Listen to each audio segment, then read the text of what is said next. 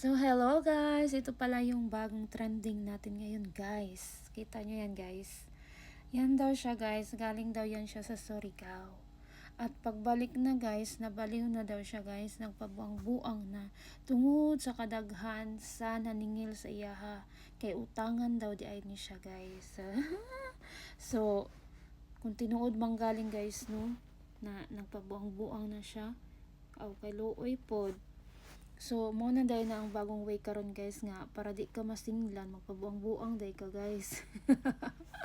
Pero na mo na guys no tips good guys no nga dili gyud ta mangutang ka ng labaw pa sa atong income ba.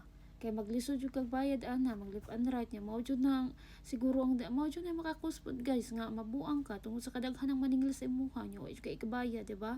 So na kinahanglan kung mangutang ta tama-tama lang ug mas nga kinahanglan pag mangutang ta mobayad ta guys kay bisag kung saan natug paningkamot kung di ta kabalo mo bayad di kita mo sinso sa atong kinabuhi yung mga mahitabo guys mapabuang-buang na lang ta para di ta kabayad sa atong utang pero mas pag buang-buang ka guys pag maulian ka mobayad magyapon ka kay paninglon magyapon ka so man kinahanglan nga mangutang ta tama-tama rapod nga mabayran rapod nato di ta magkat-kat guys kay isa sa dahilan guys nga makapangutang-utang ka kanang wagud kay ikabuga nya mangutang na lang ka para na kay ikabuga ano gud para na kay kakat-kat ba so man kinahanglan nga